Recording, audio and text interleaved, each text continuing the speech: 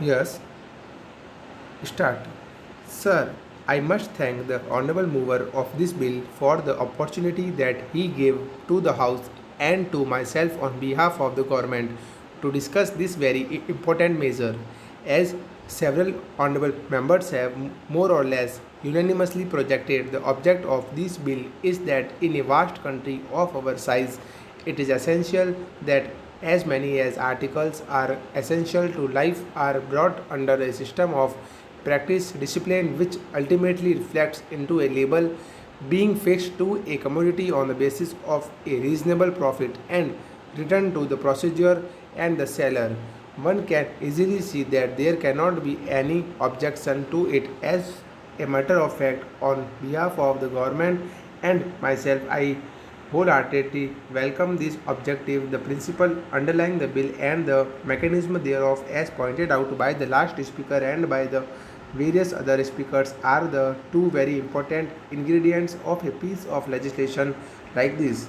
Now, the legislation has been drafted and proposed here is totally inadequate either from the point of view of principle or from the point of view of mechanism which it has before it as its objective. It is one of the most Herculean tasks that can be faced by any civil or other type of government administering any such vast country. I would therefore say what measures this government has taken since independence up till now is in this respect, and they may be enumerated by me in a brief way before the House.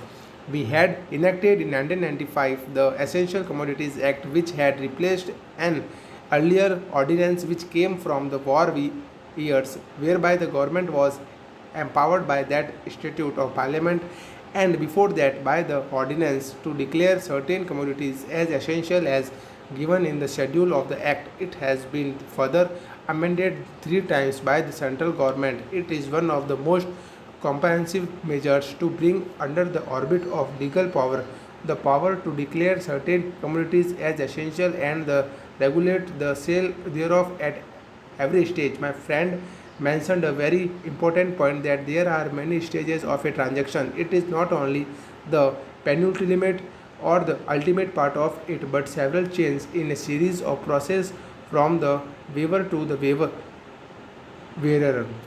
Therefore, I would only draw the attention of the honorable mover of this bill and of the friends who supported this bill that a substantive legislation has to be very comprehensive before it can be legislated on the anvil of parliament, and that is the most serious defect from which this bill suffers.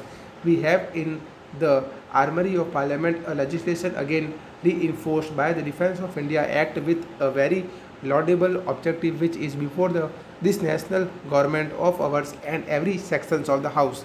That is why there is no need to have any public opinion on this. I do not think that anywhere in this country or in the world will people dispute the need of a reasonable price being charged from a consumer by a retailer or a wholesaler or a producer. That is an objective which is very much in the air, which is accepted, and with the bargaining capacity one does desire to have the real reliability or dependability of a soap when one goes to purchase some merchandise. Defect in this very oversimplified small brief piece of legislation is that everything must have a central seal. In a country so federal and so vast as ours, to have a piece of legislation with a central seal like this will mean havoc. Millions of civil servants will have to be appointed by the central government. God knows how many crores of rupees will have to be spent in appointing this staff to have all the things needed to control the price in such a vast country. More money will have to be paid out both by way of administration and in various other ways. Therefore, such a legislation has got to be very much viewed with circumspection, and so both from the point of view of principle and of mechanism, I would say that the bill requires very serious modification. Practically, the original draft is untenable either as a groundwork or framework or as a basis. You cannot declare all commodities to be immediately brought under the preview of this law. There should be a selective phase approach firstly. We take those articles which are absolutely essential and basic to the life, those which affect most the poor man's daily family budget, and then over a period gradually we go along. Will you stop?